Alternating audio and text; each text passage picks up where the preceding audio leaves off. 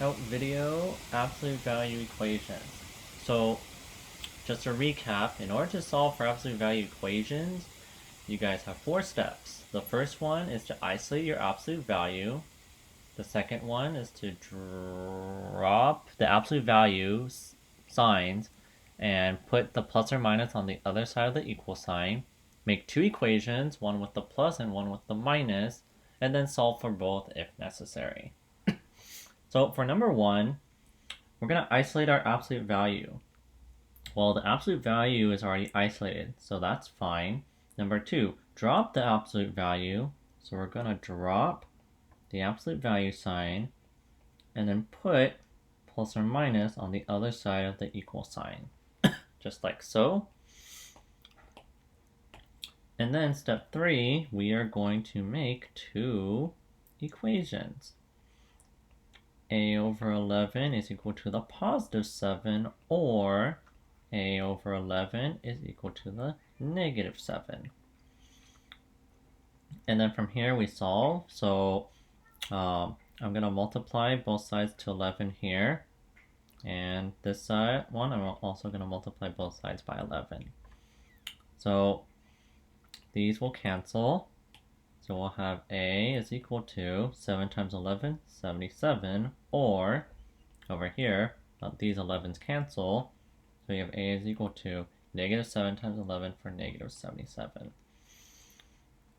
So in Delta Math, you guys are going to submit your answer like so. 77, comma, negative 77. Okay, so moving along. And I will continuously drop this down with us as well. Okay, step 1, isolate the absolute values, which it already is. Now, step 2, we're going to drop the absolute value sign and put plus or minus on the other side. Step 3, we're going to make our 2 equations. 4 minus 3y is equal to the positive 10, or 4 minus the 3y is going to equal to negative 10. And then from here we just solve for our y. So subtract both sides by 4. 10 minus 4 is 6. And divide both sides by negative 3. So y is going to equal to negative 2. Over here, subtract both sides by 4. Negative 3y is going to equal to negative 14. And divide both sides by negative 3.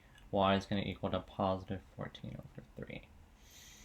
So in Delta Math, to input your guys' answer, it will be negative 2, comma, 14 over 3, or vice versa.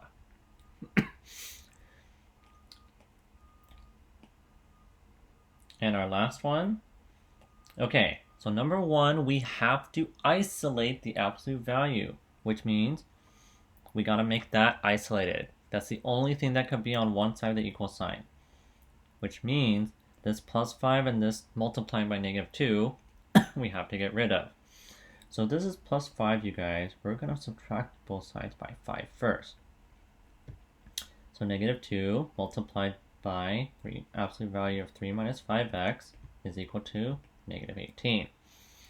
Now, in order to get rid of this negative 2, we're going to divide both sides by negative 2. Absolute value of 3 minus 5x is equal to negative 18 divided by negative 2 is positive 9.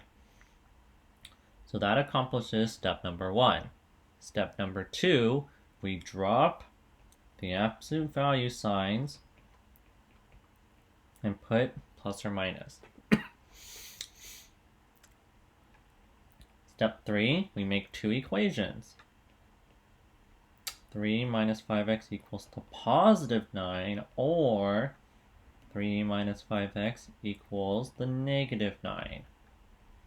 And then step 4, we solve for both. Subtract 3 to both sides. Negative 5x equals to 6. Divide both sides by negative 5. X is equal to negative 6/5. Over here, subtract both sides by 3.